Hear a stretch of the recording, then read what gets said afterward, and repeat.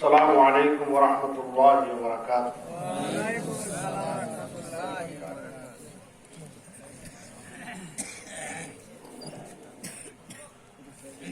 إن الحمد لله نحمده ونستعينه ونستغفره ونعوذ بالله من شرور أنفسنا ونعوذ بالله من شرور أنفسنا ونعوذ بالله من شرور أنفسنا ومن سيئات أعمالنا من يهده الله فلا مضل له ومن يضلل فلا هادي له وأشهد أن لا إله إلا الله وحده لا شريك له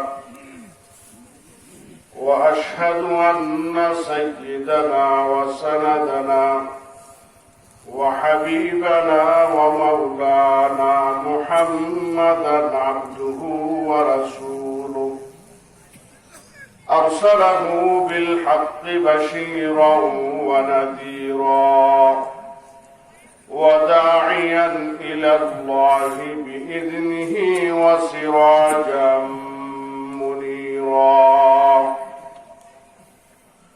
إن الله وملائكته يصلون على النبي يا أيها الذين آمنوا صلوا عليه وسلموا تسليما সকলে আমরা দরুদ শরীফ পড়ি আল্লাহুম্মা সাল্লি আলা মুহাম্মাদিন ওয়া আলা আলি মুহাম্মাদ কামা সাল্লাইতা আলা ইব্রাহিম ওয়া আলা আলি ইব্রাহিম ইন্নাকা হামিদুম মাজিদ اللهم بارك على محمد وعلى آل محمد كما باركت على إبراهيم وعلى آل إبراهيم إنك حميد مجيد أما بعد فقد قال الله تبارك وتعالى في كلامه المجيد وفرقانه الحميد أعوذ بالله من الشيطان الرجيم بسم الله الرحمن الرحيم إن المتقين في جنات ونهر في مقعد صدق عند مليك مقتدر آمنت بالله صدقت يا رب العالمين سبحانك لا علم لنا إلا ما علمتنا إنك أنت العليم الحكيم ربنا تقبل منا إنك أنت السميع العليم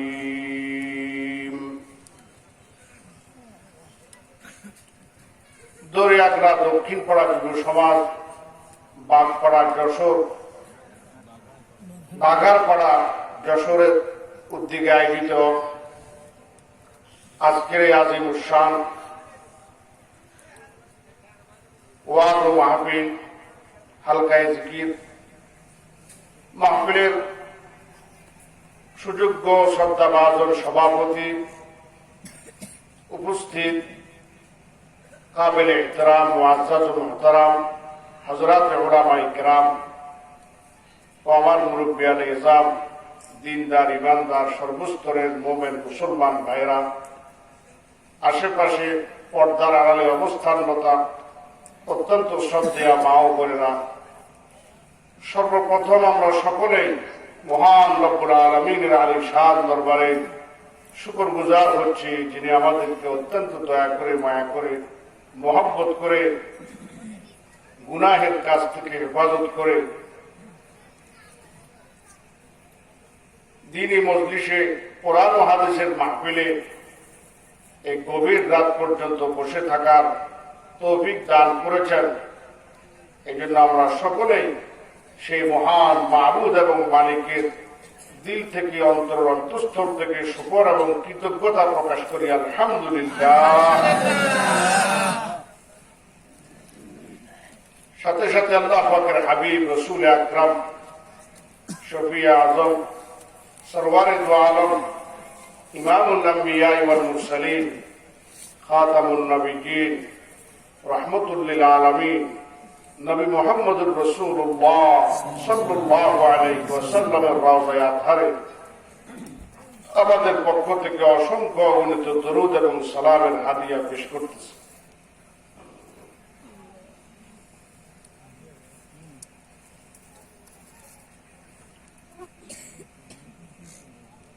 আমার ভাইয়েরা, আমি বেশি রাত পর্যন্ত কথা বলবো না। খুব অল্প সময়ের মধ্যে কোরআনে পাকের ছোট্ট ছোট্ট দুটো আয়াত তেলাওয়াত করেছি। কিসমত ভালো হলে অল্প কথার মধ্যে আল্লাহ পাক হেদায়েত এবং রুহানিয়তের ফয়সালা করতে পারেন। আল্লাহর পয়গম্বর হযরত ইউসুফ আলাইহিস সালাম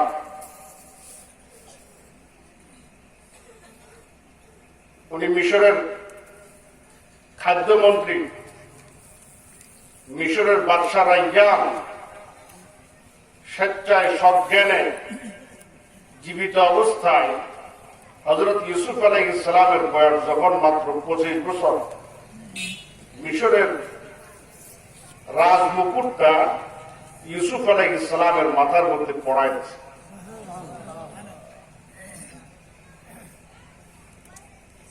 তো লম্বা ঘটনা, দেশে অনেক অভাব, চতুর্দিকে খাদ্য সংকট, দূর দূর থেকে মানুষ রিলিফের জন্য আসতেছে, খাবারের জন্য আসতেছে।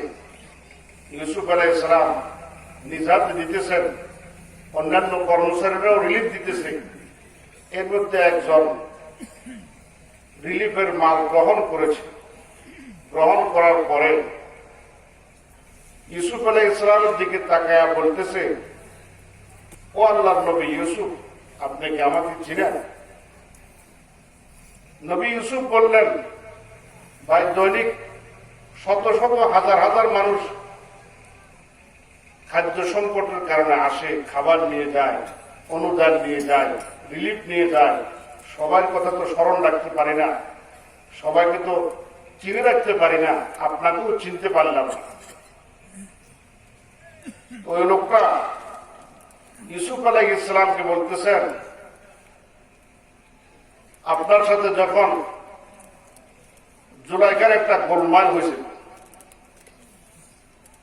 একটা গোলমাল, তখন 7টা দরজা বের আল্লাহ তাআলা কুদরত দিয়ে খুলে দিছিলেন, অথবা 7ম তলা থেকে আপনি নিচে নামছেন।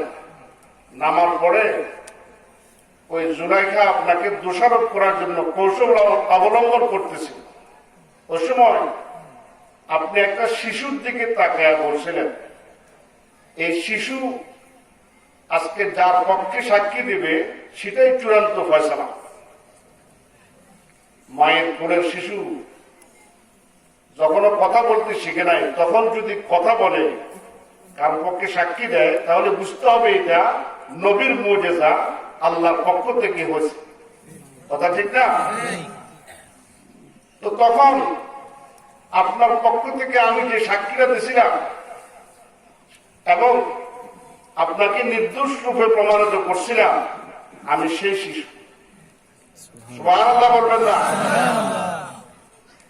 এ কথা শোনার পরে আল্লাহর পয়গম্বর ইউসুফ আলাইহিস সালাম লাফ দিয়া ওই বান্দাটাকে জড়ায় ধরলেন, আর জড়ায় ধরে বলতেছেন, আপনি সেই লোক যে আমাকে আমার বিপদের মুহূর্তে, আমার ইজ্জত সম্মান নিয়ে টানাটানির মুহূর্তে আমার পবিত্রতা রক্ষা করার জন্য সাক্ষী দিয়েছিলেন। আপনার বরাদ্দকৃত রিলিফের মালগুলা ফেরত দেন। ফেরত নিয়ে নিছেন, আরো বড় বড় বস্তা নিলেন। বড় বড় বস্তার মধ্যে কর্মচারীদেরকে বললেন, এই বস্তাগুলোর মধ্যে খাদ্য দিয়ে পূর্ণ করে দাও, ভরায়া দাও। খাদ্য ভরায়া এখন ব্যান ঠেলা কুলি খুঁজতেছে। কুলি ডাকে বলতেছে, ইনি আমার ভাই, এই খাবারগুলা খাদ্যগুলা আমার ভাইয়ের বাড়িতে বড় যত্ন সহকারে তার ঘর পর্যন্ত পৌঁছায়া দাও। আর তাকে বলতেছেন, ভাই আপনার অভাব আছে, আমার দায়িত্ব আছে। আপনি যখনই কষ্টে পড়বেন, খাদ্য সংকটে পড়বেন, অভাবে পড়বেন, সমস্যায় পড়বেন, শুধু আমার সাথে যোগাযোগ করবেন, শুধু আমাকে বলবেন আপনার অভাব আর আমার কি দায়িত্ব। আমি আপনার যত আপনার পুরো জীবনের যা প্রয়োজনের আয়োজন দরকার হয় সবকিছুর আয়োজনের দায়িত্ব আমি জিম্মাদারি গ্রহণ করে নিলাম। এই লোকটা যাওয়ার পরে আল্লাহর পক্ষ থেকে নবীদের কাছে ওহী আসে না? ওহী আসছে। কি ওহী আসছে? ও আমার পয়গম্বর ইউসুফ, আপনার কর্মকাণ্ড সব কিন্তু আমি দেখছি। একটা ছোট্ট ছেলেকে কুদরত দিয়া সাক্ষী দেওয়ার ব্যবস্থা কে করছেন? আমি আল্লাহ করছিলাম। আজ এই ছোট্ট শিশুটা শিশু নাই, প্রাপ্তবয়স্ক হয়েছে, বিবাহ শাদী করেছে, সন্তানাদি হয়েছে, পরিবার পরিজন আছে, আপনার কাছে আসা পরিচয় দিয়েছে। আপনার দুই একটা প্রশংসা করার কারণে আপনি তার উপর খুশি হয়ে গেলেন, আপনি তার পুরা জীবনের জিম্মাদারি নিয়ে নিলেন। আমার পয়গম্বর ইউসুফ, আমার বান্দাদেরকে আমার পক্ষ থেকে জানায় দেন, এই আসমান আমি আল্লাহ, জমিন আমি আল্লাহ। ও বান্দা, তোমার মাথার তালু থেকে পায়ের তালু পর্যন্ত প্রত্যেকটা অঙ্গ প্রত্যঙ্গ, প্রত্যেকটা নেয়ামত কে দিয়েছে? ওরে বান্দা, আমার দেওয়া নেয়ামত ভোগ করে, আমার আসমানের সামিয়ার অন্তরে বসবাস করে, আমার দেওয়া জানমাল উপভোগ করে যদি সকাল বিকাল চলার সময়, ফেরার সময় একটু আমি আল্লাহকে ডাকো, আমি আল্লাহর প্রশংসা করতে পারো, আমি আল্লাহ তোমাদের পুরা জীবনের জিম্মাদারি নিয়ে নিব।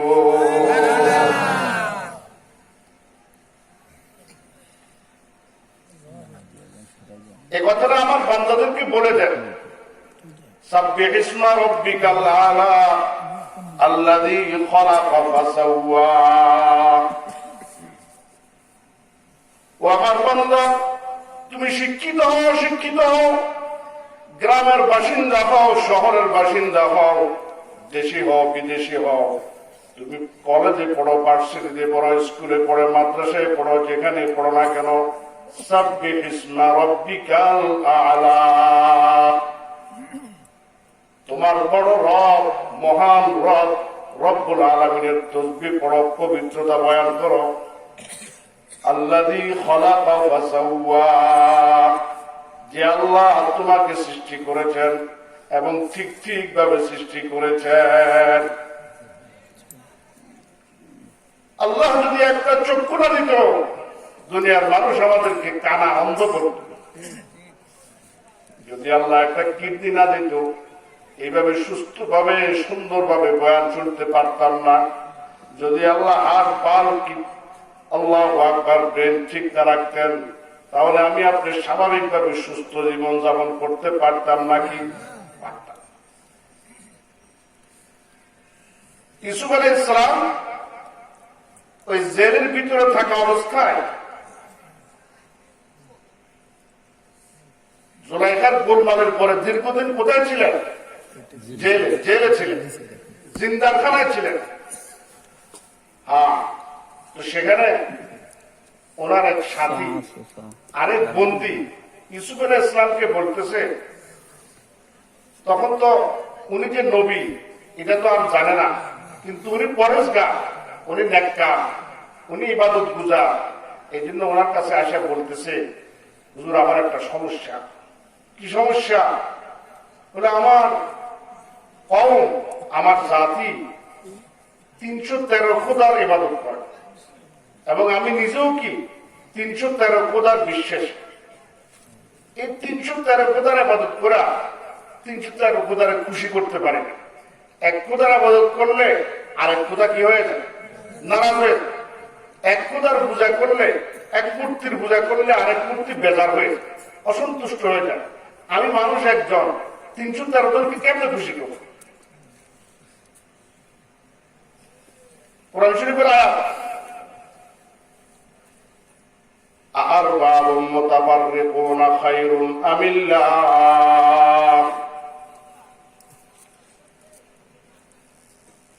ইয়া সাহিবাইস সিজনি আরবাবুম মুতাফাররিকুনা খায়রুন আমিল্লাহুল ওয়াহিদুল কাহ্হার। ঈশ্বর ইসলাম বললেন, তোমাকে একটা বুদ্ধি শিখিয়ে দেওয়া, তুমি মানুষ একজন, 313 জনের পূজা করা, 313 জনের মন রক্ষা করা কি নয়? এটা সহজ না কঠিন? সম্ভব না অসম্ভব? অসম্ভব। ইমাম একজন, মুসল্লি 1000, কমিটি 10-15 জন, সবার মন রক্ষা করা সম্ভব? বক্তা একজন, শ্রোতা 10,000, সবার মন রক্ষা করে বক্তার কথা বলা সম্ভব? সম্ভব। আল্লাহর পয়গম্বর ইউসুফ আলাইহিস সালাম তাকে বললেন, তুমি একজনকে খুশি করতে পারবা? বলে একজনকে খুশি করা তো কোনো ব্যাপারই না। ডাকছে একজনের ইবাদত বন্দেগী করলে একজন কি হয়ে যাবেন? খুশি হয়ে যাবেন। এমন যদি একটা সংবাদ পায় যে একজনকে খুশি করলেই সব পার হয়ে যাবে, এমন একজন বন্ধুর খুঁজে তো আমি করতেছি। আহা, দুনিয়াতে আমার কত বন্ধু আছে, কিন্তু এক বন্ধুর মধ্যে সব গুণাগুণ নাই। একজন বন্ধুকে বন্ধু বানাইলাম, আমার অভাব সংকট হলে সে টাকা পয়সা দিয়ে সহযোগিতা করতে পারে, কিন্তু বুদ্ধি দিয়ে সহযোগিতা করতে পারে না। আরেকজন বুদ্ধি বিবেচনা দিয়ে সহযোগিতা করতে পারে, কিন্তু টাকা পয়সা দিয়ে সহযোগিতা করতে পারে না। আরেকজন টাকা পয়সা দিয়েও সহযোগিতা করতে পারে, কিন্তু আমার পেটের ব্যথা ভালো করতে পারে না, মাথার ব্যথা ভালো করতে পারে না, আমার পারিবারিক সমস্যার মীমাংসা করতে পারে না। এমন আছে না? কিন্তু যদি এমন একজন মালিক পায়, এমন একজন বন্ধু পায়, এমন একজন দোস্ত পাই, যিনি আমার সব সমস্যার সমাধান দিতে পারেন, তাহলে তো তাকে খুশি করা আমার জন্য কোনো ব্যাপারই না।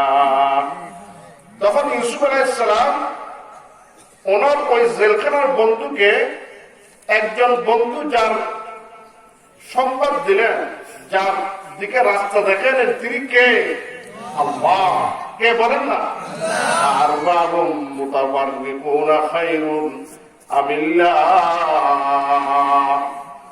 এত 14 খোদার ইবাদত করা তোমার জন্য ভালো নয়। তুমি এক আল্লাহর ইবাদত বন্দেগী করো, এক আল্লাহর গোলামি করো, এক আল্লাহর দাসত্ব করো, এক আল্লাহকে ডাকো। এক আল্লাহ তোমার বন্ধু হয়ে যাবেন, তোমার দুস্থ হয়ে যাবেন, তোমার ওলি হয়ে যাবেন। তুমি তোমার জবান দিয়া আল্লাহ তাআলাকে ডাকতে দেরি হবে, আল্লাহ পাক তোমার ডাক শুনে তোমার ডাকে সাড়া দিতে একটুও দেরি করবেন না। तेरी दुआ कभी नाज़र से मलूल हुई, इधर ज़बान से निकली उधर कबूल हुई। যদি একজনকে বন্ধুর মতো বন্ধু বানাইতে পারো, তাহলে তোমার মুখ থেকে, জবান থেকে দোয়া বের হতে দেরি হবে। মালিকের দরবার, আল্লাহর 1 আসমান 2 আসমান করে 7ম আসমান পার হইয়া মালিকের আরশ পর্যন্ত পৌঁছতে একটু দেরি হবে না। সুবহানাল্লাহ। আমার মায়েরা মুস্তাফা হযরত আবু ওয়াদাদা রাদিয়াল্লাহু আনহুর ঘটনা হয়তো আপনারা জানেন উহুদের যুদ্ধের ময়দানে আবু কাতাদা রাদিয়াল্লাহু আনহু একটা চক্ষু শহীদ হয়ে গেছে। চক্ষুটাকে হাতের মধ্যে লইয়া আল্লাহর নবীর কাছে আসলেন, ওগো নবীজি, আমার চক্ষু শহীদ হয়ে গেছে, চক্ষুর দরকার কেন? দুনিয়াতে থাকবো মুহাম্মদুর রাসূলুল্লাহ সাল্লাল্লাহু আলাইহি ওয়াসাল্লামের চেহারা মুবারকের দিদার করার জন্য, দর্শনের জন্য কিসের দরকার? চক্ষুর দরকার। আমার চোখের ব্যবস্থা করে দেন। নবীজি জিজ্ঞাসা করলেন, আবু কাতাদা, চোখ চাও নাকি জান্নাত চাও? আবু কাতাদা বলেন, নবীজি, চোখ চাই, জান্নাতও চাই, দুটোটা লাগবে।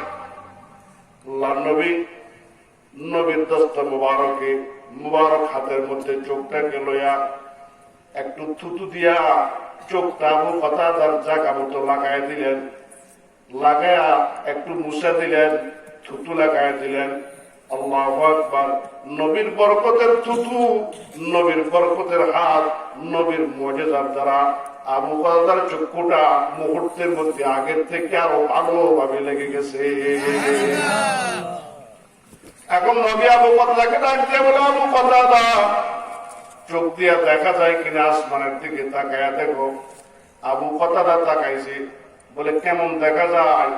আবু কাতাদা বলে, ইয়া রাসূলুল্লাহ, যেটা আগের থেকে ভালো ছিল ওটা দিয়া শুধু আসমান পর্যন্ত দেখা যায়, যেটার মধ্যে আপনার হাতের বরকতি ছোঁয়া লেগেছে ওটা দিয়ে আল্লাহর আরশ পর্যন্ত দেখা যায়।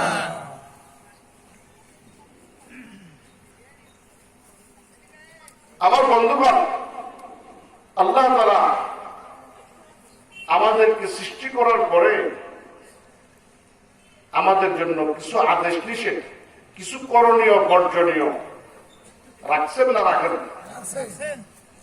যে এই কাজটা করবা, এই কাজগুলা করবা না, এদিকে তাকাইবা, ওদিকে তাকাইবা না, এগুলা খাইবা, এগুলা খাইবা না, এভাবে চলবা, ওইভাবে চলবা না। এই বিধিনিষেধ গুলা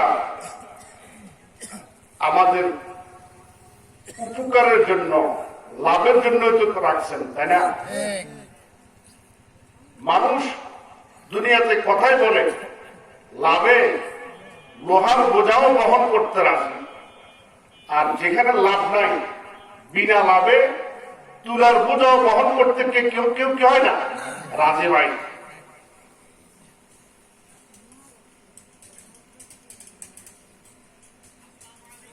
আল্লাহ তাআলা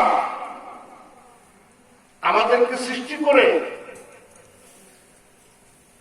আমাদের সাথে আল্লাহ তাআলার একটা মহব্বতের সম্পর্ক আছে না নাই?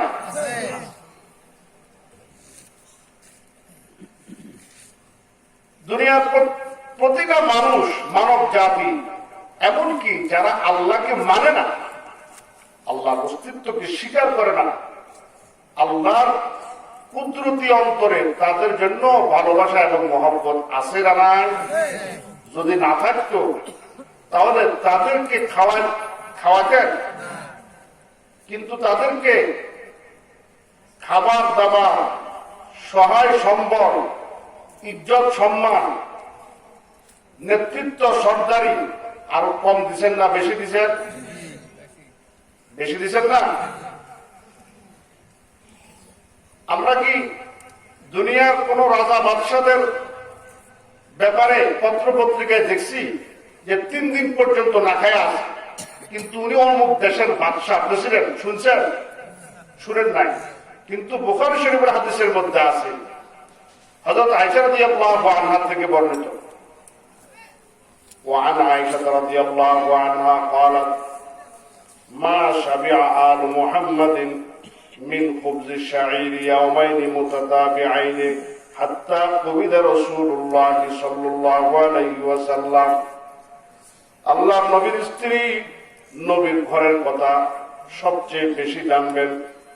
নবীর স্ত্রী বলেন, আম্মা জান আয়েশা বলেন, মুহাম্মদ সাল্লাল্লাহু আলাইহি ওয়াসাল্লামের ঘরে মুহাম্মদ সাল্লাল্লাহু আলাইহি ওয়াসাল্লামের মৃত্যু পর্যন্ত একাধারে 2 দিন জবের রুটি পেট ভরে কেউ খায় নাই।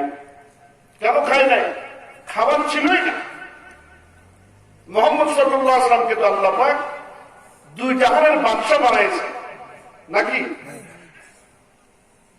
হাদিসের মধ্যে আরো আছে قال وعن عائشة رضي الله عنها قالت يمر علينا الهلال ثم الهلال ثم الهلال لم يوقد في بيت رسول الله صلى الله عليه وسلم نار يكفي لنا الأسودان الماء والتمر আম্মাজান বলেন 1 মাস 2 মাস 3 মাসও কখনো কখনো অতিবাহিত হয়ে যেত, আল্লাহ নবীর ঘরে আগুন জ্বালিয়ে রান্না করার মতো কোনো খাদ্য কখনো কখনো 2 মাস 3 মাসের মধ্যে আসতো না।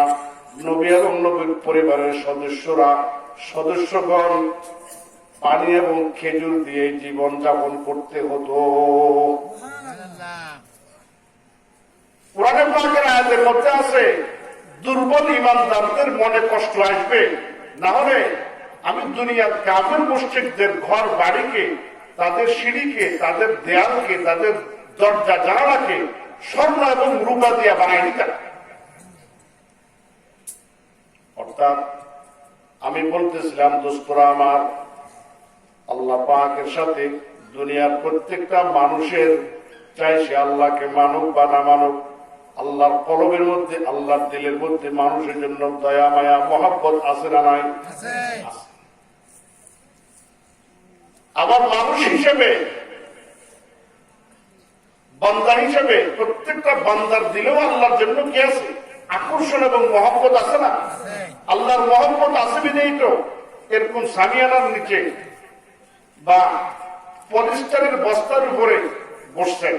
আপনাদের শ্বশুর বাড়িতে যদি এভাবে পুরাতন সামিয়ানা আর এরকম বস্তা বিছাই দিত বসার জন্য, ওই জাতের শ্বশুর বাড়িতে সামনে বার যাবেন বা যাইতেন? কিন্তু এরকম মাহফিলের আয়োজন যদি সামনে কালকেও করা হয়, পরশুও করা হয়, সামনে আরো করা হয়, আসবেন না? কার মহব্বতে আসবেন? আল্লাহর মহব্বত। তাহলে আল্লাহর মহব্বত আছে বিজয়ী তো আসছেন, তাই না? সে খুশ ওয়াক্তে ওখরম রোজগারে কে ইয়ারে বরখুরদ আজ ওয়াসলে ইয়ারে চুবন্দদ আদ সোহবত দরমিয়ানা বুয়াদ ফুরকাত আযাবে জাওবেদানা বুয়াদ ফুরকাত আযাবে জাওবেদানা।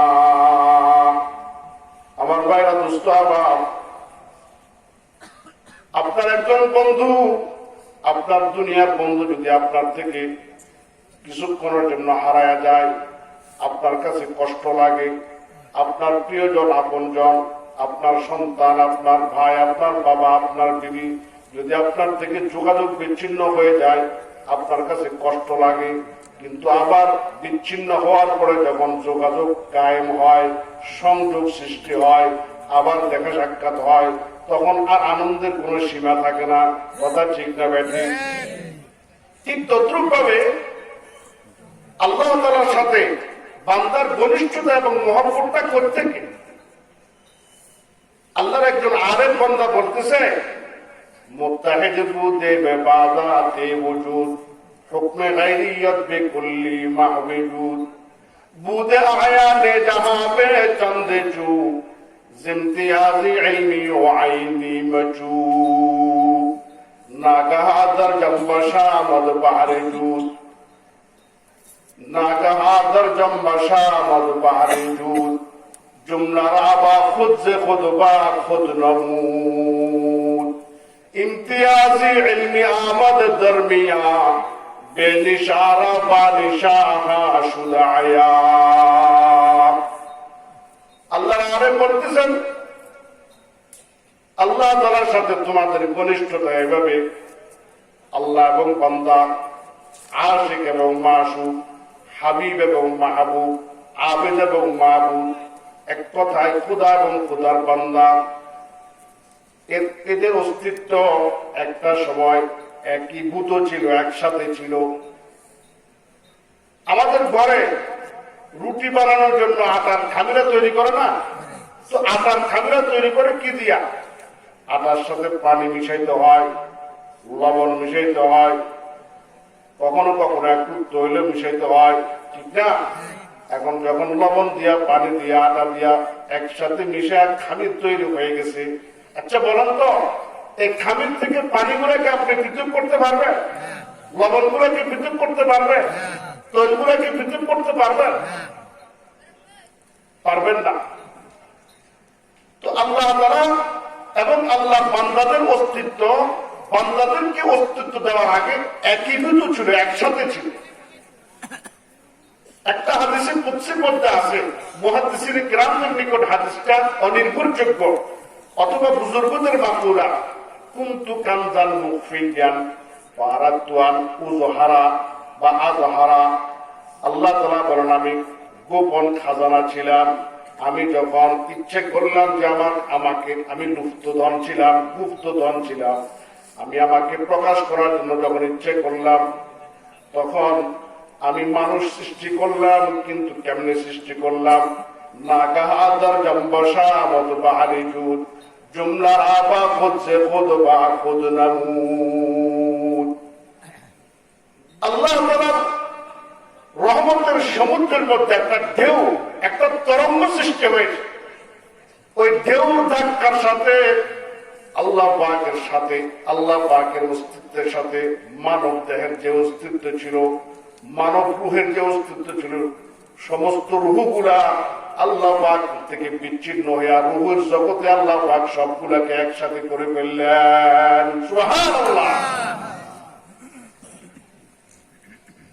এই জন্যই তো আরেক আল্লাহর আরেক বসে বসে কান্দে, বিষ্ণু আজনাই চু হাকায়াত মি কুনাদ ওয়াসজুদ আইহা শিকায়াত মি কুনাদ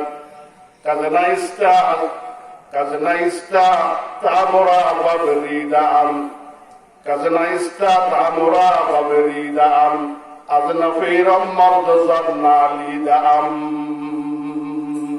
হযরত আরবে রুমি রাহমাতুল্লাহ আলাইহি বসে বসে কান্দে। হাবিব এবং মাহবুব, আশিক এবং মাশুক, আবেদ এবং মাবুদ, বান্দা এবং রব একই সাথে ছিল।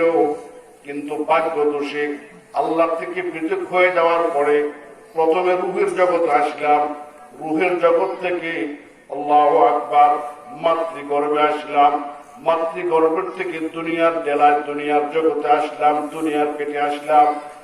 দুনিয়ার জগতে এসে একটা মাটির পিঞ্জিরার মধ্যে আমার রুহকে আবদ্ধ রাখা হয়েছে। কিন্তু আমি আমার মাহবুবের সাথে, আমার মাশউকের সাথে, আমার মাওলা এবং মালিকের সাথে আমার সাক্ষাৎ এবং দেখা, আমার মিলন কবে হবে? এই বেদনা, এই বিরহ বেদনা, এই বিচ্ছেদের বেদনা নিয়ে আমি সব সময় কাঁদতেছি আর কাঁদতেছি।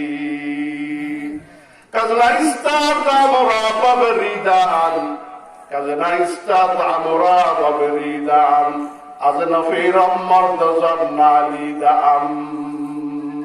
হায়, দিবারাত্রি 24 ঘন্টা আমার কান্নার রোল পড়ে গেছে। কিন্তু দুনিয়ার কোনো মানুষ বুঝে না, দুনিয়ার কোনো মানুষ জানে না আমি কেন কাঁদতেছি, আমার রূপ কি, আমার প্রকৃত অসুবিধা কি। দুনিয়ার কোনো মানুষ কিন্তু বুঝে না। হ্যাঁ, আফসোস।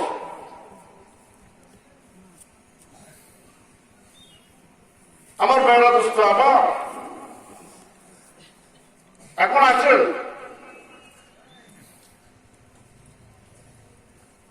আল্লাহর প্রকৃত বান্দা যারা, আল্লাহর মাহবুব যারা, আল্লাহর প্রিয় বান্দা যারা, তারা আল্লাহর মিলনের আকাঙ্ক্ষা করে। আল্লাহর মিলনের মাধ্যম হলো মৌত। বলেন, আল্লাহর সাথে সাক্ষাতের মাধ্যম কি? মৃত্যু। মৃত্যু। আমরা তো মৃত্যুর কথা শুনলে তটস্থ হয়ে যায়, আটকে উঠি, ভয় পায়। কিন্তু আল্লাহর সত্যিকার নেককার বান্দা যারা, তারা মৃত্যুর কথা শুনলে একটু ভয় পায় না, বরং তারা মৃত্যুকে আলিঙ্গন করে। তারা মৃত্যুকে বলে, ও রব্বুল আলামিনের পক্ষ থেকে আমার যোগাযোগ এবং দেখা সাক্ষাৎ করার মাধ্যম আজরাইল ফেরেশতা তোমার জন্য স্বাগতম, শুভেচ্ছা, আহলান সাহলান মারহাবান তাইয়িবান মুবারাকান। قال رسول الله صلى الله عليه وسلم من أحب لقاء الله أحب الله لقاءه ومن كره لقاء الله كره الله لقاءه আল্লাহ হাবিব জনাব মুহাম্মদুর রাসূলুল্লাহ সাল্লাল্লাহু আলাইহি ওয়াসাল্লাম ফরমান আল্লাহর যে সকল বান্দা বান্দি আল্লাহর সাক্ষাৎকে ভালোবাসে পছন্দ করে আল্লাহ তাদের সাক্ষাৎকে ভালোবাসেন পছন্দ করেন আর যারা আল্লাহর সাক্ষাৎকে ভালোবাসে না পছন্দ করে না আল্লাহ তাদের সাক্ষাৎকে পছন্দ করেন না ভালোবাসেন না এখন আল্লাহর সাক্ষাতের মাধ্যম কি আল্লাহর সাক্ষাৎ কি মৃত্যু ছাড়া সম্ভব না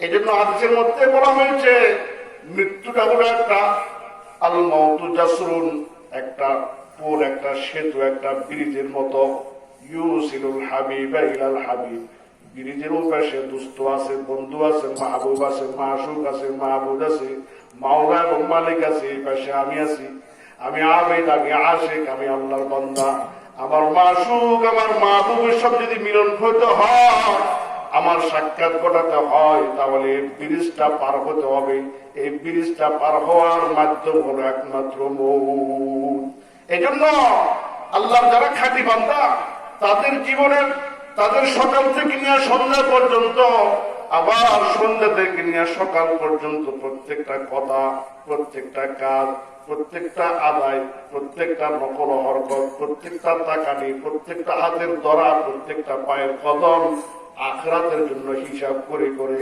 মৃত্যুর জন্য তৈরি করতে করতেই হয় কথা ঠিক নেবে আর আমরা যারা উদাসীন আমরা স্বপ্ন মৃত্যুকে ভাবি না হায় কাল কিয়ামতের মাঠে আল্লাহ পাক আমাদেরকে লজ্জা দেওয়ার জন্য প্রশ্ন করবেন আইনাল জাব্বারুন আইনাল্লাযীনা কুনতুম ফী বুরুজিম মুশাইয়াদা ও দুনিয়ার মানুষ তোমরা যারা মজবুত সীসাডালা প্রাচীরের মধ্যে থাকতা তোমরা যারা সব সময় সিসি ক্যামেরার নিয়ন্ত্রণের মধ্যে থাকতা তোমরা যারা সব সময় প্রহরার উপরে পড়ার মধ্যে থাকতা তোমরা যারা মজবুত নিরাপত্তার বেষ্টনীর মধ্যে জীবন যাপন করতা তোমরা যারা আল্লাহু আকবার স্বপ্ন মৃত্যুর কথা ভাবতা না মরবে একদিন চিন্তাও করতে না আজকে তোমরা কোথায় তোমাদের বাহাদুরি কোথায় তোমাদের রাজত্ব কোথায় তোমাদের ঘুম কোথায় তোমাদের রাজত্ব কোথায় হ্যাঁ তখন আমাদের কি অবস্থা হবে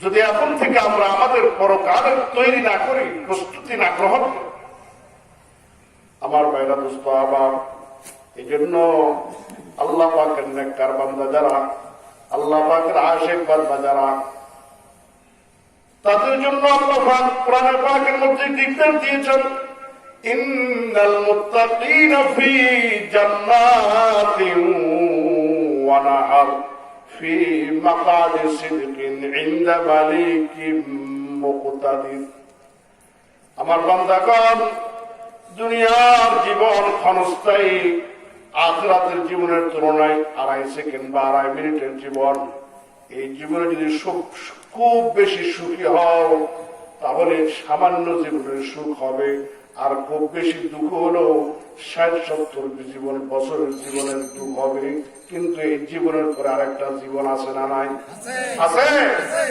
ওই জীবনে যদি সুখ হয় সুখের কোন সীমা থাকবে না সুখ শুরু হবে কিন্তু আর শেষ হবে না ওই জীবনে যদি দুঃখ হয় কষ্ট হয় পেরেশানি হয় বান্দারে ওই জীবনের দুঃখের কোনো শেষ থাকবে না এই জন্য এই দুনিয়ার জীবনে আখিরাতের জীবনের সুখ শান্তির জন্য কিছু কামাই রোজগার করার দরকার আছে নাকি না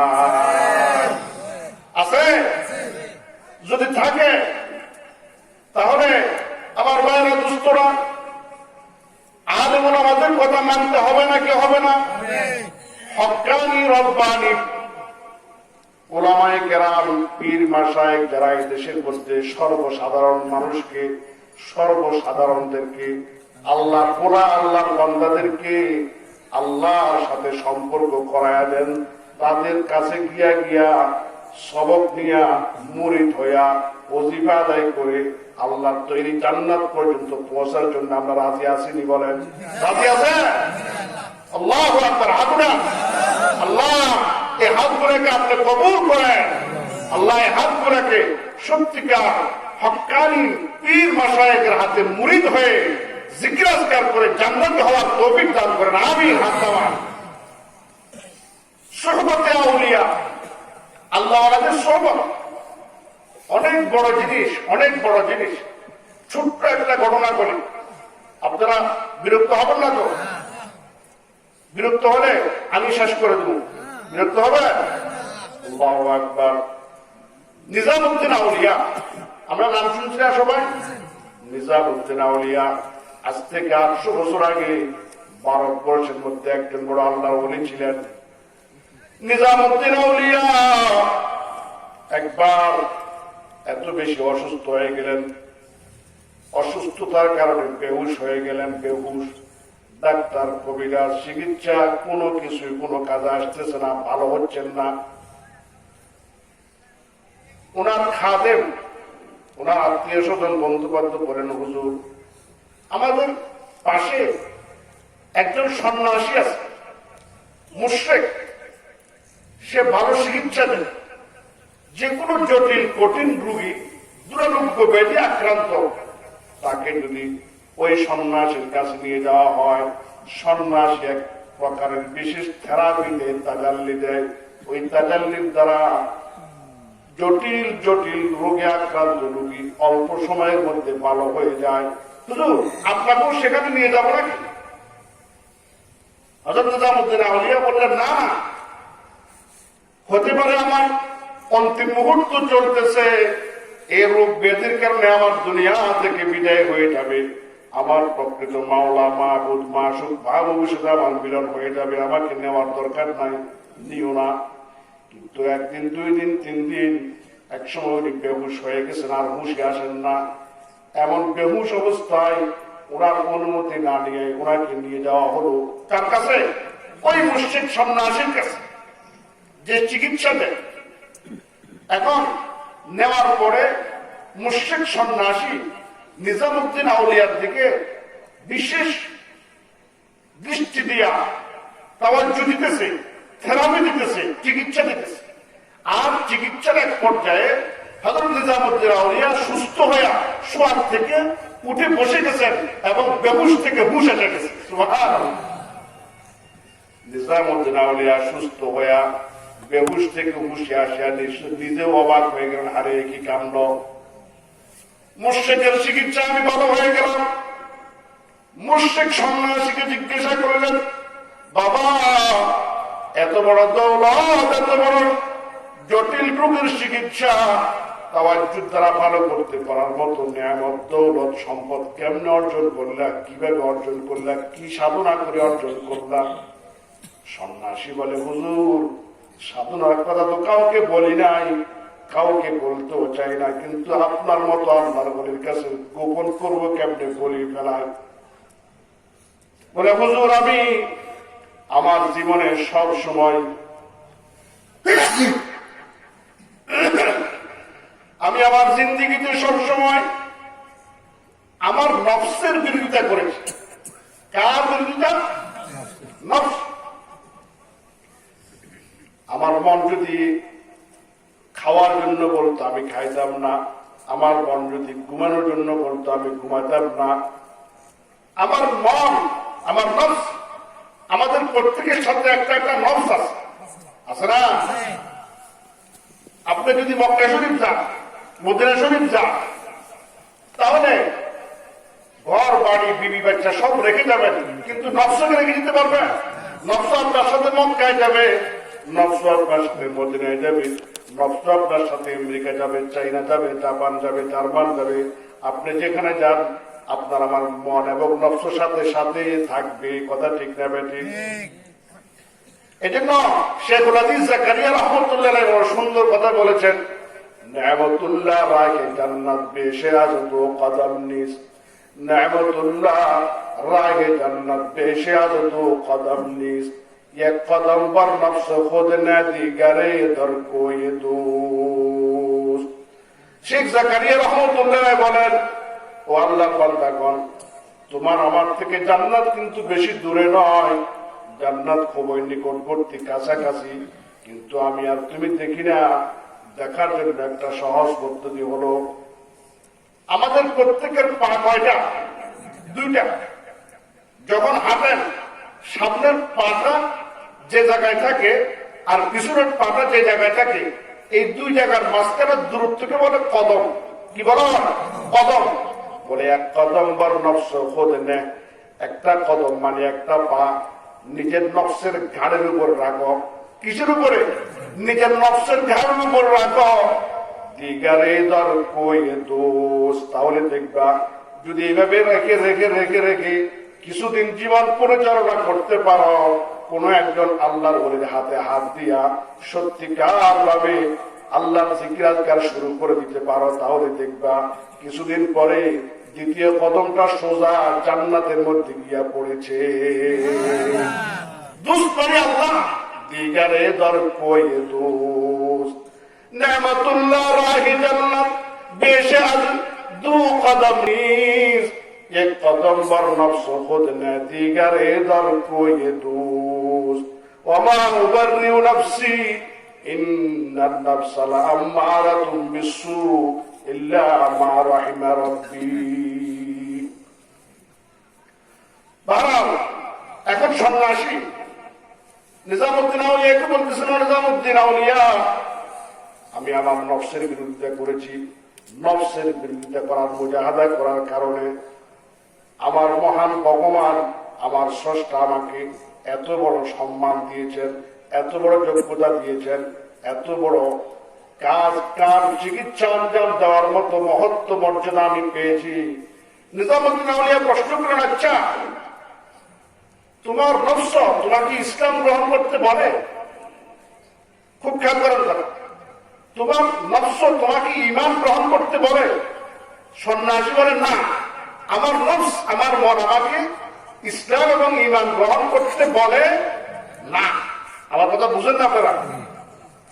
আমার নফস আমাকে ঈমান ইসলাম গ্রহণ করতে বলে না। নিজামুদ্দিন আউলিয়া বললেন, তুমি একটু আগে বললা নফস যা বলে সবসময় তুমি তার কি করো? বিপরীত করো, উল্টা করো। তো এখন উল্টা করো, এখন উল্টা করো, উল্টা করে দেখো তোমার মাকাম এবং মর্যাদা আগে যা ছিল তার থেকে আরো বহু বহু গুণ, লক্ষ গুণ বেড়ে যাবে। সন্ন্যাসী মুহূর্তের জন্য চক্ষু বন্ধ করলো, বন্ধ করে আবার বললো, ও নিজামুদ্দিন আউলিয়া, কথা তো আপনি ঠিকই বলছেন, আপনার হাতটা আমার হাতের মধ্যে দেন। আপনি হাতে, আপনার হাতে আমার হাত দিয়া, আমি আমার হাতটা আপনার হাতের মধ্যে দিয়া আপনার মুখোমুখি পড়তেছি, আশহাদু আল্লাহ ইলাহা ইল্লাল্লাহু ওয়া আশহাদু আন্না মুহাম্মাদান আবদুহু ওয়া রাসূলুহু। জাযাকাল্লাহ কে চশমা বাজ কর দি। সন্ন্যাসী বলতেছে, জাযাকাল্লাহ কে চশমা বাজ কর দি, মুরাবা জানে জাহান রাজ কর দি। ও নিজামুদ্দিন আউলিয়া, আপনি আমার অন্তর্চক্ষু খুলে দিয়েছেন। আমি তো সন্ন্যাসী, আমি তো মুশরিক, আমি সাধনা করতে করতে, নিরামিষ খাইতে খাইতে খাইতে খাইতে, আমিলাতুন নাসিবা তাসলা নারান হামিয়া তুসকা মিন আইনিন আলিয়া, আমি শুকিয়ে গেছি, শুকনা হয়ে গেছি, কাঠ হয়ে গেছি, কিন্তু আমার এই কাঠ, আমার এই সাধনা আমাকে জাহান্নামের দ্বার প্রান্তে পৌঁছায় দিয়েছিল। ও আল্লাহর নিজামুদ্দিন আউলিয়া, আমি আল্লাহর নামে শপথ করে বললাম, আপনার কোন চিকিৎসা দেওয়ার জন্য আল্লাহ আপনাকে আমার কাছে আনেন নাই, বরং আমাকে জাহান্নাম থেকে বাঁচানোর জন্য, আমার অন্তর্চক্ষুটাকে খোলার জন্য, আমাকে আল্লাহর প্রিয় বানানোর জন্য আল্লাহ আমাকে একটা কৌশলে আপনার মতো অলিকে আমার বাড়িতে নিয়ে আসছেন। আমি তো দুজকে ছিলাম, জাহান্নামে ছিলাম, এখন আপনার হাতে হাত দেওয়ার কারণে হতে পারে আমি জান্নাতি হব। এখন আপনি আমাকে আর একটা ধাক্কা দেন, আর একটা ঠেলা দেন, তাহলে আমি তো জাহান্নাম থেকে বাঁচলাম, আর একটা ধাক্কা দিলে হয়তো আল্লাহ তৈরি জান্নাত পর্যন্ত পৌঁছে যাব।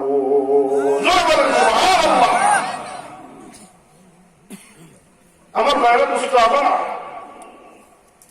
এই জন্য আমাদের সকলের আল্লাহর ওলিদের সুহবত, আল্লাহর ওলিদের হাতে হাত দিয়া বায়াত হয়ে মুরিদ হয়ে জিকির আজকার করার দরকার আছে না ভাই?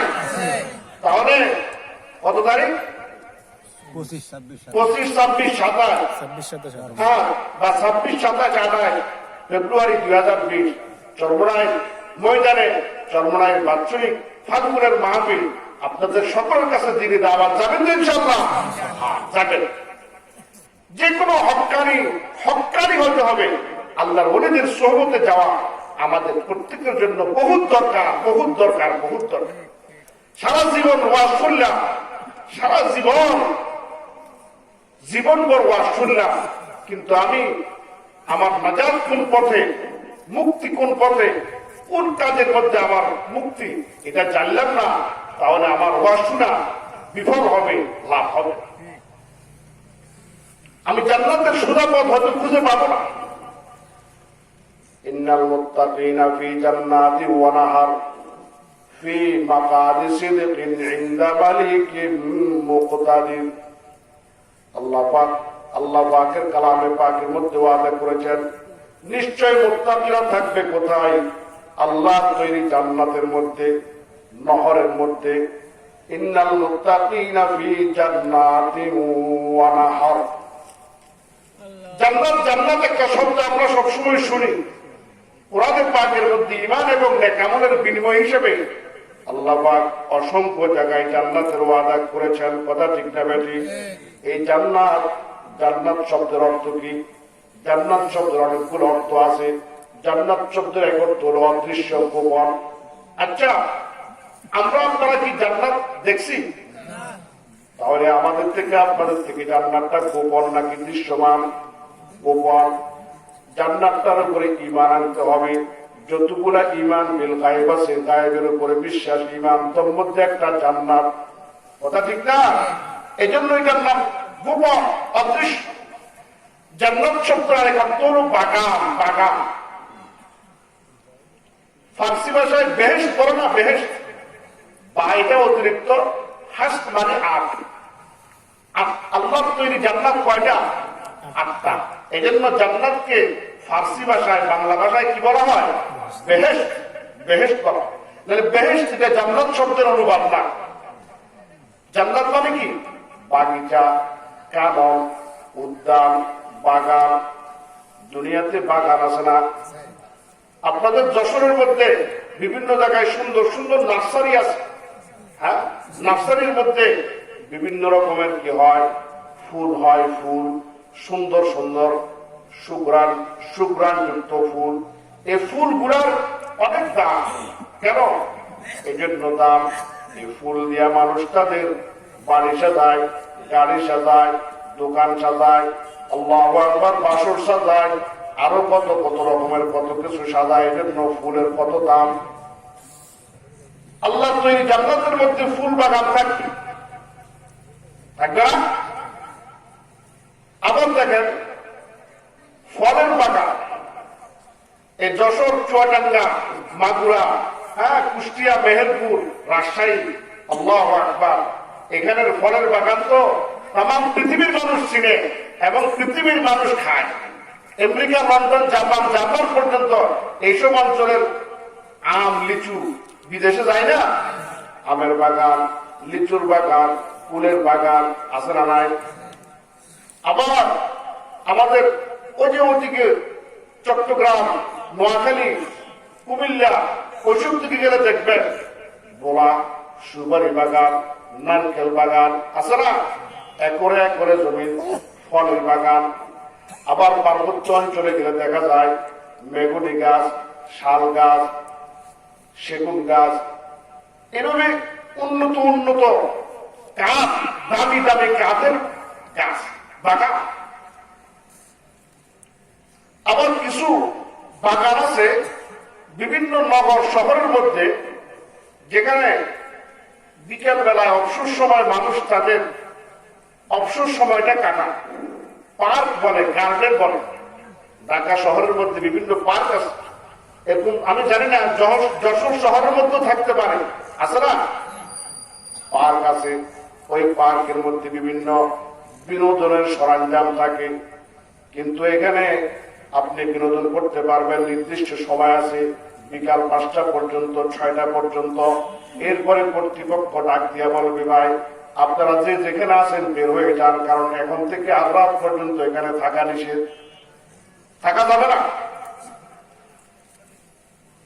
তাহলে দুনিয়ার মধ্যে ফুলের বাগান, ফলের বাগান, কাঠের বাগান, বিনোদনের বাগান, যত রকমের বাগান আছে, আমার ভাইরা দুস্থ আল্লাহ পাকের মুত্তাকি বান্দাদেরকে, ইমানদার দেওয়ার বান্দাদেরকে পরকালে যে জান্নাত দিবেন, সেই জান্নাতের মধ্যে সব প্রকারের বাগান থাকবে।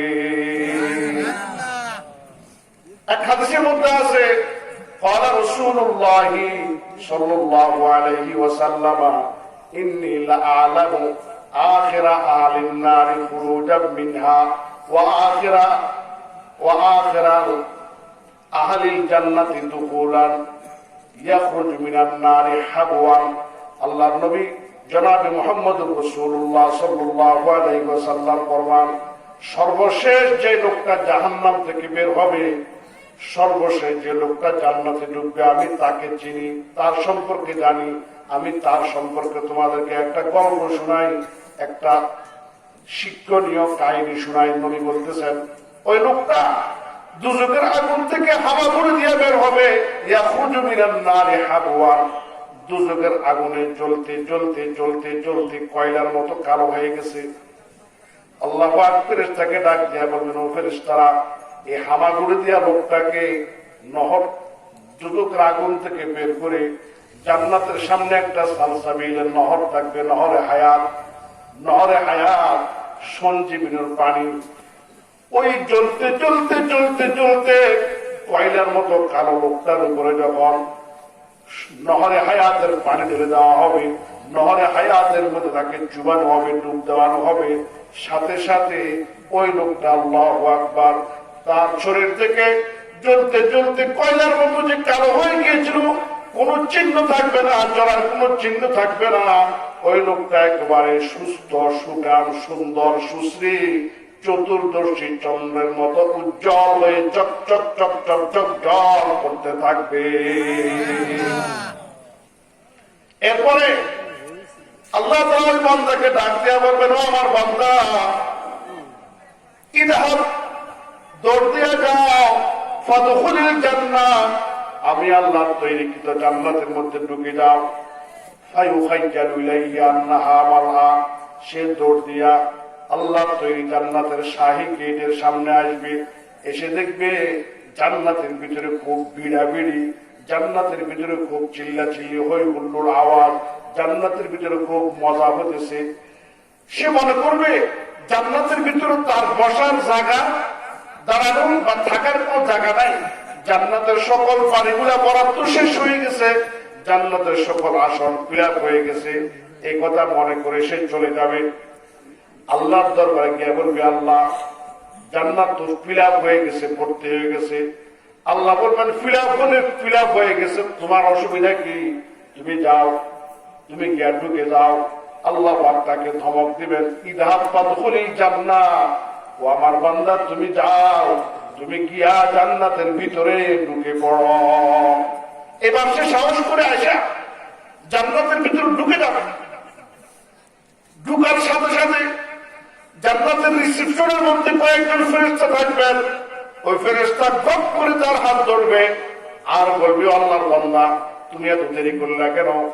জান্নাতে প্রবেশের কার্যক্রম শেষ, তুমি ছাড়া আর কেউ জান্নাতে প্রবেশ করার মতো বাকি নাই। আমরা বহু সময় পর্যন্ত তোমার জন্য অপেক্ষমান, আসো। এই কথা বলে ওই ফেরেশতারা আল্লাহর এই বান্দাটাকে, যে সর্বশেষ জান্নাত থেকে বের হয়েছে, তার হাত ধরে তাকে সামনের দিকে নিয়ে যাবে।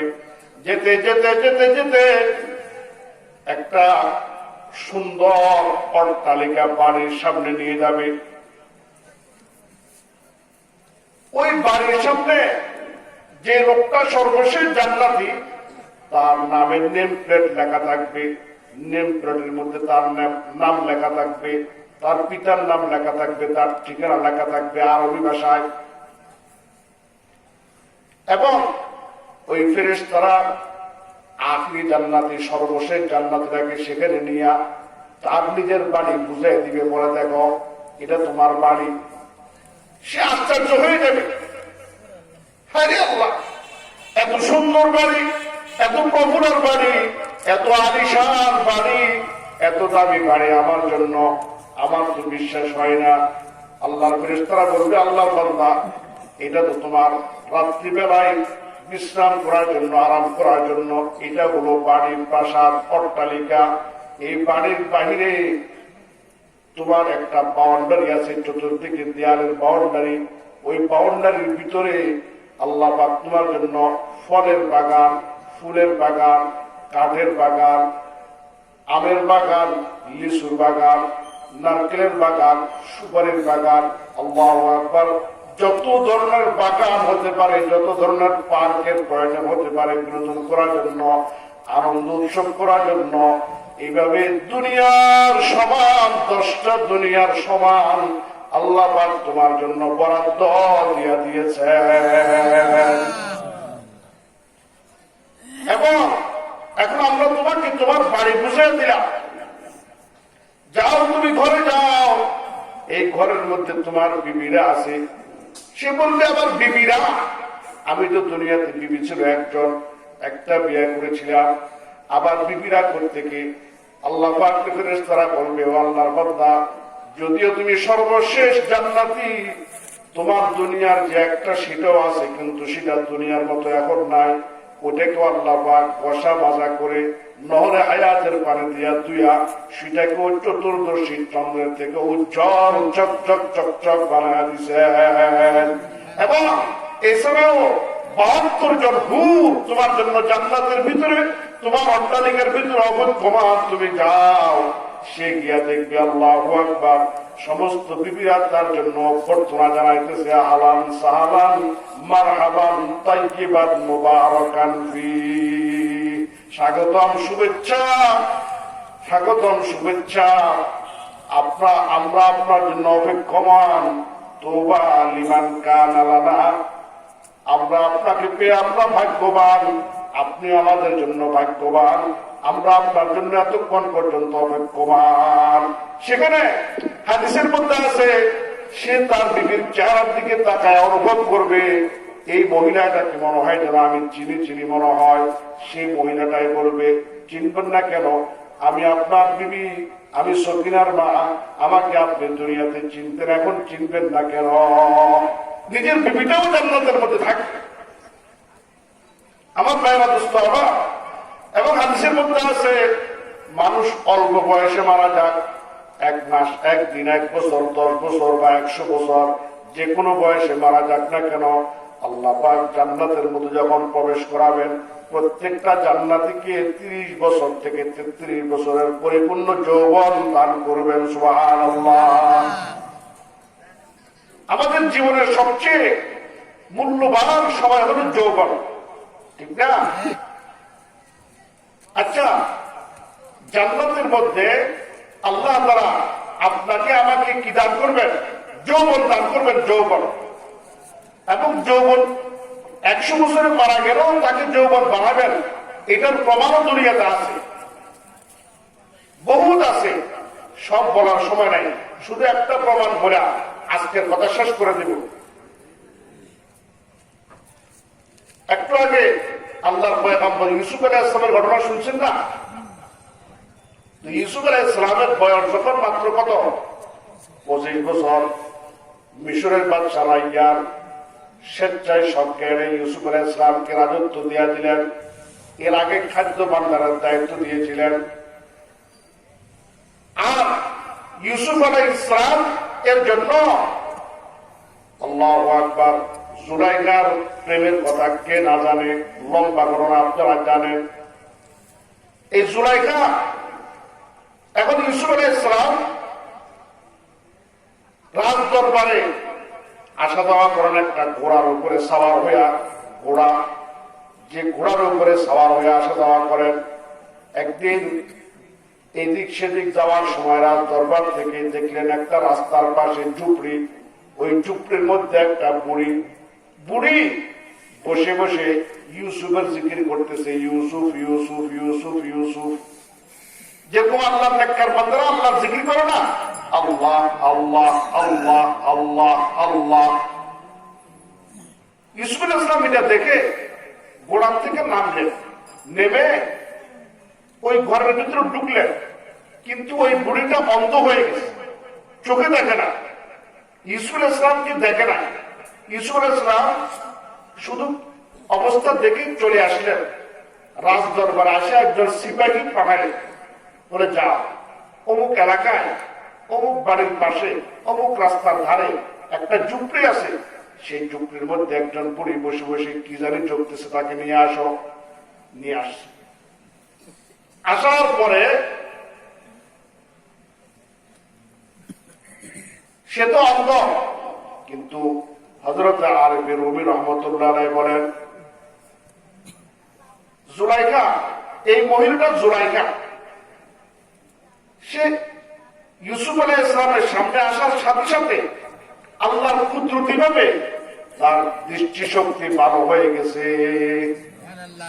এখন সে ইউসুফকে দেখতেছে, এবং শুধু দেখতেছে তাই না, বরং ইউসুফের মাথায় মিশরের রাজমুকুট পড়া এটাও দেখতেছে।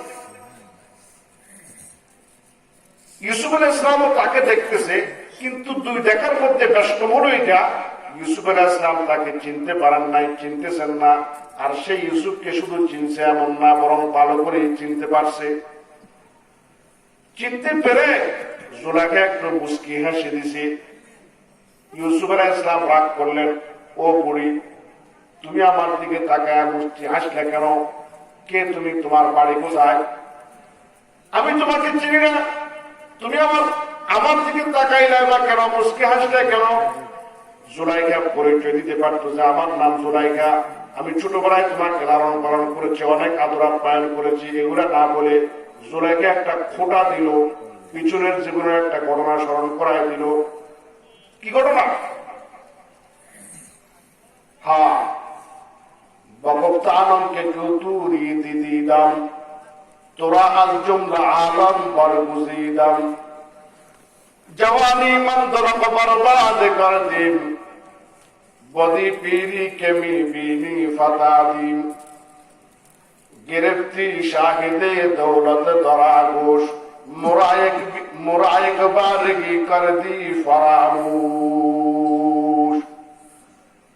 জুলাইখা বলে, ও ইউসুফ, আমি সেই মহিলা যে মিশরের বাজার থেকে তোমাকে স্বর্ণের মতো মূল্যবান ধাতব বস্তু দ্বারা এক পাল্লার মধ্যে স্বর্ণ রাখিয়া আরেক পাল্লার মধ্যে তোমাকে রাখিয়া কিনে আনছিলাম, এবং আমি তোমার উপরে আসক্ত ছিলাম। তোমাকে পাওয়ার জন্য আমি আমার জীবন যৌবন সবকিছু শেষ করে দিলাম, ইজ্জত সম্মান কিছুই রাখি নাই। এরপরও আমার কাছে যত মাল সম্পদ ধন দৌলত ছিল, এগুলাও দান সৎকার করতে করতে করতে করতে আমি একজন ভিখারির মতো হয়ে গেলাম। এখন আমার জীবন নাই, এখন আমার 40-এর ঊর্ধ্বে বয়স, আমার দৃষ্টিশক্তি চলে গেছে। বদি পিরি কেমি বিনি ফাতা দাম, গিরফতি শাহিদে দৌলত দরাগোশ, মোরা একবার কি কর দি ফরামুশ। ও ইউসুফ, মিশরের বাদশা রাইয়ান, আজিজি মিশর তোমাকে খাদ্য ভান্ডারের দায়িত্ব দিয়েছিল। পরবর্তীতে রাইয়ান তোমাকে মিশরের রাজা বানায় দিল, বাদশা বানায় দিল। এরকম একটা সামান্য মিশরের রাজত্ব পায়া আমার মতো দয়ালু, আমার মতো মেহেরবান, আমার মতো তোমার ভক্ত, আমার মতো তোমার আশিককে তুমি কেমনে ভুলে গেলা? गिरफ्ती शाहिदे दौलत दरागोश, मोरा एक बारगी कर दी फरामूश। আমার ভাইরা, আল্লাহ তাআলা আমাদেরকে মাঝে মাঝে ডাক দিয়ে বলেন, ইয়া আইয়ুহাল ইনসান মা বিরব্বিকাল কারীম। ওরে মানব জাতি ইনসান, তোর জন্ম থেকে নিয়ে মৃত্যু পর্যন্ত, তোর হায়াত থেকে নিয়ে মৌত পর্যন্ত, তোর মাথার তালু থেকে নিয়ে পায়ের তালু পর্যন্ত প্রত্যেকটা রন্ধে রন্ধে আমি আল্লাহর দয়া মায়া আছে না নাই? আমি আল্লাহর ইহসান এত দয়া করলাম, এত অনুগ্রহ করলাম, প্রতি নিঃশ্বাসে নিঃশ্বাসে দয়া করতেছি। এরপরও আমি আল্লাহর দরবারে কেন ফিরে আসো না? আমি আল্লাহর ব্যাপারে কোন জিনিস তোমাকে ঝুঁকার মধ্যে ফেলে দিল? ইয়া আইয়ুহাল ইনসান মা গররাকা বিরব্বিকাল কারীম। আমার ভাইরা, আপনাদের বাড়ি ঘরে হাঁস মোরগ আছে না? আছে। সকালবেলায় এই হাঁস মোরগ গুলার ঘর মধ্যে কি রশি লাগান নাকি? রশি লাগান না, এমনি ছেড়ে দেন। কিন্তু আবার বিকেল বেলায় সন্ধ্যেবেলায় হাঁস মোরগ গুলা চিনে আমার মালিককে, আমার মালিকের ঘর কোনটা, নিজ দায়িত্বে আমার মালিকের ঘরে আসে নাকি আসে না? গরু, গরুগুলো চিনে। যদি কোনদিন মাঠে মালিক না যায়, আপনি দেখবেন গরুর যদি পাল থাকে, গরু হাঁটা হাঁটা নিজের মালিকের আস্তাবল আতাল পর্যন্ত চলে আসে। কথা ঠিক নেবেন। কিন্তু একমাত্র মানুষ, ইন্নাল ইনসান লিরাব্বিহি লাকানুত, মানুষ তার রবের বড় নাফরমান।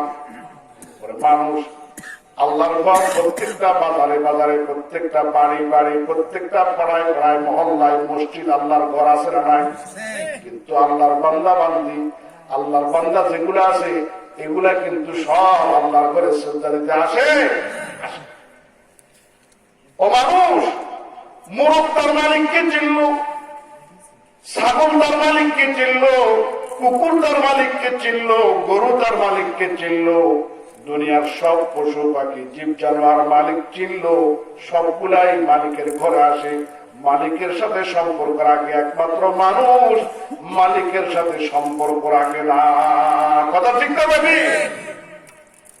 ও মানুষ, মালিকের সাথে সম্পর্ক করো, না হলে তোমার জীবন যৌবনের কোন দাম নেই। গেরফতি শাগেদে দৌলতে দরা গোশ, মোরায়েক বালেগি কর দি ফরাগুশ।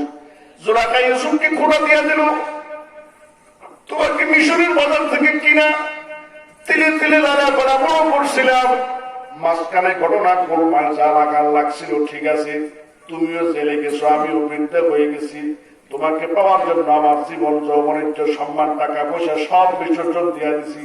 এখনো পর্যন্ত সময় পাইলে তোমার নাম জপি ইউসুফ ইউসুফ ইউসুফ। এই কথা বলার পরে হযরত আরিফুর রহমান রহমাতুল্লাহ লেখে, ইউসুফ আলাইহিস সালাম বললেন, ঠিক আছে, বস করো, আমি বুঝতে পারছি আর বলা লাগবে না। এখন বলো, তুমি তো আমার জন্য জীবনে বহু কিছু করেছ, আমি তোমার জীবনের শেষ মুহূর্তে তোমার প্রায়শ্চিত্ত স্বরূপ, তোমার ইহসানের বদলা স্বরূপ তোমার জন্য আমি কি করতে পারি? জুলাইখা বড় চালাক। হযরত আরিফুর রহমান রহমাতুল্লাহ লেখেন, জুলাইখা চিন্তা করে দেখলো, আমার আগের মতো যৌবন নাই, সম্পদ নাই, কিছুই নাই, এখন আমি কি চাবো? ও ইউসুফ, তুমি যদি সম্ভব হয় আমার বার্ধক্য কাল থেকে আমাকে আবার যৌবন বয়স, আমার যৌবনটা আমাকে ফিরে দাও, এটা কি সম্ভব? একজন কবি বলতেছেন, বাকাইতু আলা শাবাবিন কদ তাওয়াল্লা ফায়া লাইতা শাবাব লানা ইয়াউদু লাউ আন্না শাবাবা ইউবাহু বাইআন লা আতাইতুল বাইআ মা ইউরিদু।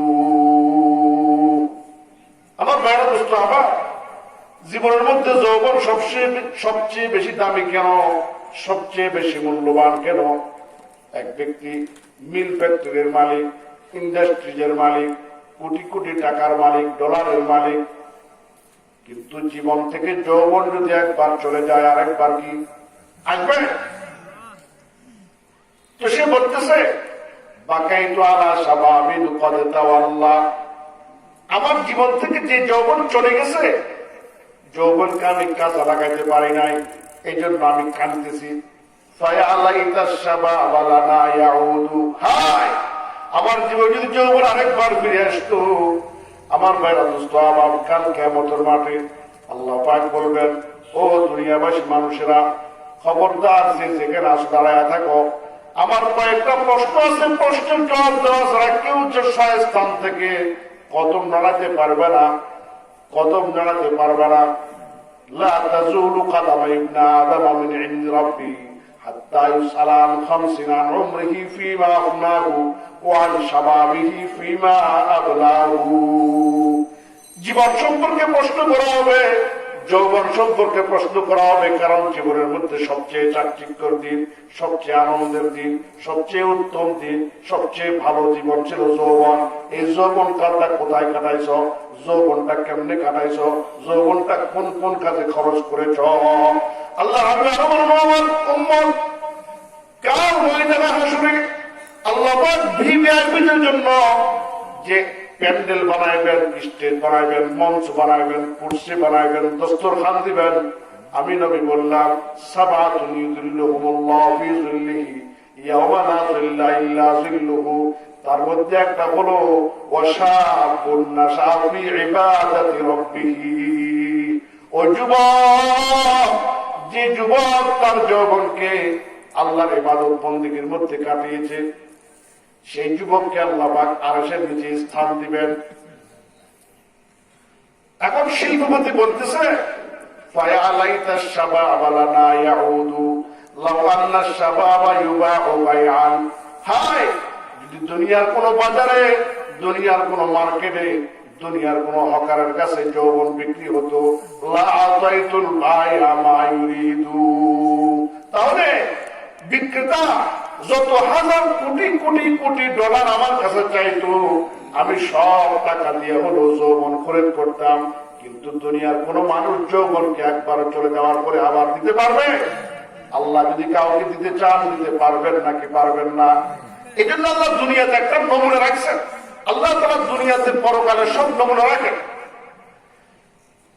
ইউসুফ আলাইহিস সালামকে যখন জুলাইখা এই কথাটা বললো, তখন গণক কতগুলো আছে, মুশরিক গণক, এগুলা দেশের মধ্যে কথা ছড়ায় দিল, ইউসুফ তুমি যদি সত্য নবী হও, তুমি যে কালমার দাওয়াত দাও, লা ইলাহা ইল্লাল্লাহু ইব্রাহিম খলিলুল্লাহ, সেই নবী, সেই কালমা, সে আল্লাহ যদি সত্য হয়, তাহলে জুলাইখার দাবি পূরণ করে দেখাও,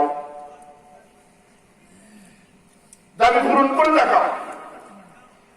কিতাবের মধ্যে আছে ইউসুফ আলাইহিস সালামের সাথে একটা চাদর ছিল, চাদর।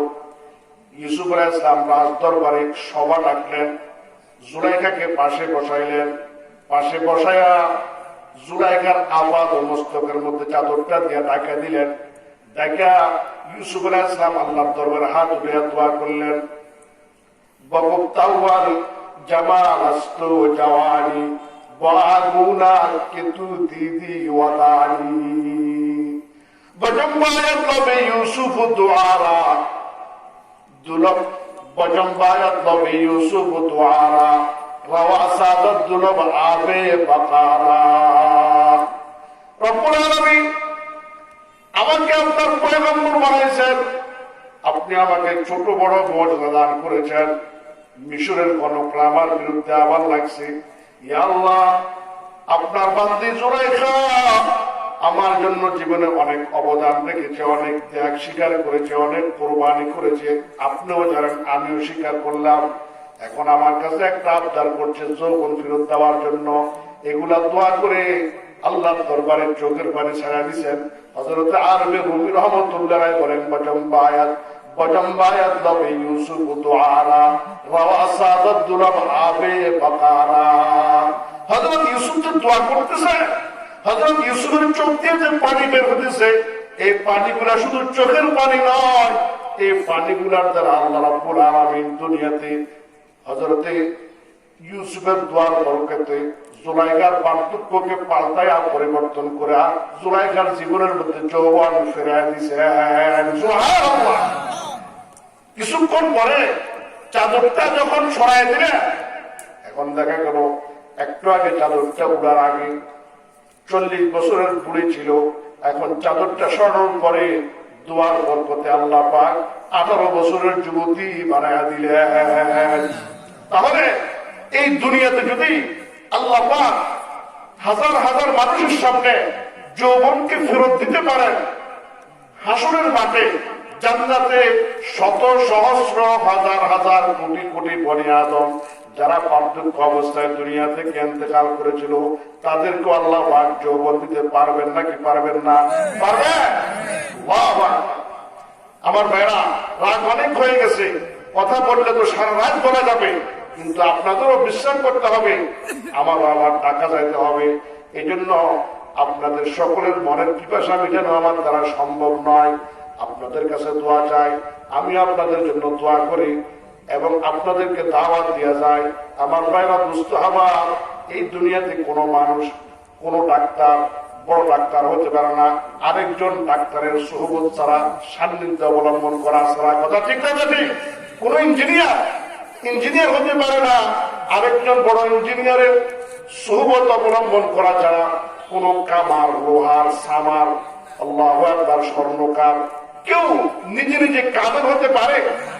খুদ কামেল না, শুধু মোল্লা এরকম তা না বাসাদ শামসে তিবরি তা গোলামে শামসে তিবরি জিনাশুদ সদ কিতাব সদওয়ারা কদর নারে কোন সদ কিতাব সদওয়ারা কদর নারে কোন। হ্যাঁ, এজন্য আল্লাহর ওলিদের মিলন মেলা, আল্লাহর ওলিদের সোহবত, আল্লাহর ওলিদের নেক নজর সব বাজারে পাওয়া যায় না, সব জায়গায় মিলে না, সব সময় ভাগ্য জুটে না। এই কাছাকাছি সময় আল্লাহর কুতুবদের ময়দান, আল্লাহর ওলিদের ময়দান, চরমনায়ের বার্ষিক মাহফিলে যাবেন এবং যেখানে আল্লাহর ওলিরা আসে সেখানে যাবেন, তাদের কথা শুনবেন, হক্কানি উলামায়ে কেরামের সাথে সম্পর্ক রাখবেন এবং সে অনুযায়ী জীবন চর্চা করবেন, জীবন পরিচালনা করবেন। আল্লাহ আমাদের সকলকে, আমাদের পরিবারকে, আমাদের সন্তানদেরকে, আমাদের দুনিয়া আখিরাতের সার্বিক কল্যাণ দান করুন। আমাদের এই মাহফিলকে আল্লাহ কবুল করেন। আমিন। ওয়া আখিরু দাওয়ানা আলহামদুলিল্লাহি রাব্বিল আলামিন। আসসালামু আলাইকুম ওয়া রাহমাতুল্লাহি ওয়া বারাকাতুহু। আলহামদুলিল্লাহি রাব্বিল আলামিন والصلاة والسلام على سيد الأنبياء والمرسلين وعلى آله وأصحابه أجمعين. ربنا ظلمنا أنفسنا وإن لم تغفر لنا وترحمنا لنكونن من الخاسرين. ربنا لا تزغ قلوبنا بعد إذ هديتنا وهب لنا من لدنك رحمة إنك أنت الوهاب. ربنا لا تؤاخذنا إن نسينا أو أخطأنا ربنا ولا تحمل علينا إصرا كما حملته على الذين من قبلنا ربنا ولا تحملنا ما لا طاقة لنا به واعف عنا واغفر لنا وارحمنا أنت مولانا فانصرنا على القوم الكافرين. ربنا آتنا في الدنيا حسنة وفي الآخرة حسنة وقنا عذاب النار. رب ارحمهما كما ربياني صغيرا رب ارحمهما كما ربياني صغيرا. রব্বুল আলামিন, মহিয়ান করিয়ান সর্বশক্তিমান আল্লাহ, আয় আল্লাহ, কবির রজনী পর্যন্ত আপনার বান্দারা, আপনার নেককার বান্দিরা, পর্দার আড়ের মা বোনরা, আয় আল্লাহ, আরামের ঘুম হারাম করে আপনার কোরআনে পাকের বাণী শোনার জন্য, আপনার নবীর সুন্নাহ আদর্শ জানার জন্য বড় ত্যাগ স্বীকার করে বসে আছে মাওলা। আয় আল্লাহ, মেহেরবানি করে আমাদের বলা শোনাকে কবুল করে নাও।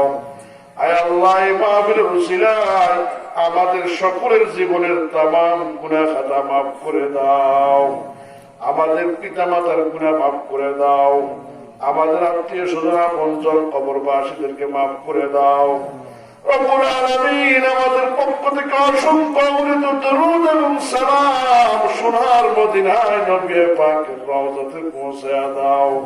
আয় আল্লাহ আমাদের সকলকে বারবার মক্কা মদিনার জিয়ারত নসিব করে দাও।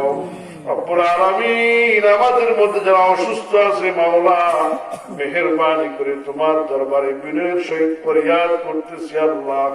আয় আল্লাহ সমস্ত অসুস্থদেরকে রোগীদেরকে পরিপূর্ণ সুস্থতার দৌলত নসিব করে দাও। আয় আল্লাহ আমরা যারা সুস্থ আছি মাওলা আয় আল্লাহ মৃত্যু পর্যন্ত আমাদেরকে সুস্থ থেকে তোমার ইবাদত বন্দেগী করার তৌফিক দান করে দাও। আয় আল্লাহ আমাদের কাউকে তুমি ক্যান্সার দিও না মাওলা। আয় আল্লাহ তামাম পৃথিবীর সমস্ত মানুষকে করোনা ভাইরাস থেকে মুক্তি দান করে দাও। রব্বুল আলামিন আমাদের হাত পা কিডনি নষ্ট করে দিও না মাওলা। আয় আল্লাহ আমাদের কলমের হালতকে ভালো করে দাও। আয় আল্লাহ আমাদের কলমের মধ্যে তোমার মারিফত মুহাব্বতের দৌলত নসিব করে দাও। আল্লাহ আমাদের কলমকে তোমার সিংহাসন ভরানোর তৌফিক দান করে দাও। दौड़ता है दिल बसोए गैर तू हसरता दिल की हालत को बदल दे आए खुदाई बेनजीर खल्क जल्ला बंदे मारा सोए शाह दिल गुरीजत सोए खल्ला के जहां बता हमको तेरे राह किस तरफ है तेरे राह पर चला हमको खुदाया ना अमेरिका न लंदन से हो गुलबत हमें मस्ते मदीना कर खुदाया न अमेरिका न जापा से हो निस्बत न जर्मा से न जापा से हो निस्बत हमें उस्सा के काबा कर खुदाया अत्तर हो रूमी हो राजी हो के गजाली हो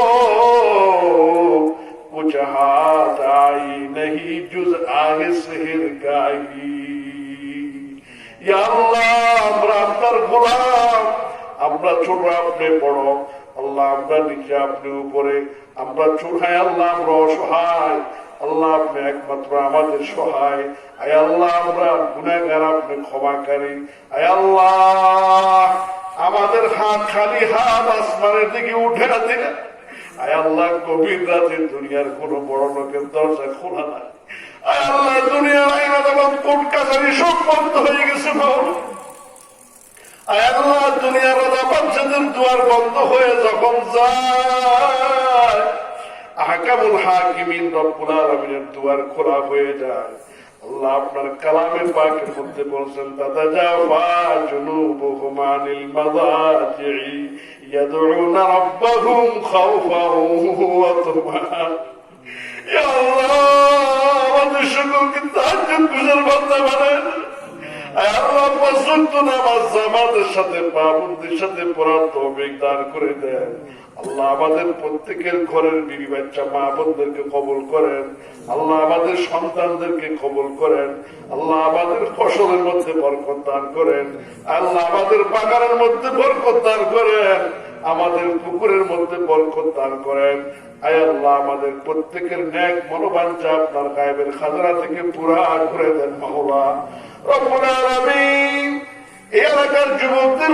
উদ্যোগে যেতে মাহফিল খানাকে আপনার নাজাতের উসিলা বানায়া দেন আয় আল্লাহ আগাম কিয়ামতের কঠিন ময়দানে আয় আল্লাহ আমাদের প্রত্যেকের জন্য এই মাহফিলকে নাজাতের সামান বানায়া দেন আয় আল্লাহ নাজাতের উসিলা বানায়া দেন আল্লাহ জনাব জুয়েল সাহেব রাম্মা মারা গেছেন দোয়ার জন্য আবেদন করেছেন মাওলা আয় আল্লাহ বিশেষ করে তার আম্মার জীবনের ভুল ত্রুটি মাফ করে দেন আয় আল্লাহ আমাদের সকলের মৃত আম্মাদের কবর আযাব মাফ করে দেন মাওলা রব্বুল আলামিন আমাদের সকলকে আপনার খাঁটি ওলি না বানায় কবরে নিয়ে না মাওলা আয় আল্লাহ হক্কানি আলেম ওলামার একটু সম্মান বানায় দেন আয় আল্লাহ দিন দুনিয়াতে জিন্দা রাখার জন্য আমাদের সকলকে কবুল করে নেন আল্লাহ আমাদের সকলকে হক্কানি পীর মুর্শিদদের হাতে হাত দিয়া আল্লাহ তওবা দিল্লাহ করে আপনাকে ডাকার বেশি বেশি জিজ্ঞাসা করার তৌফিক দান করে দেন মাওলা আল্লাহ আমাদের দোয়াকে আপনার খাস ফজল করমে কবুল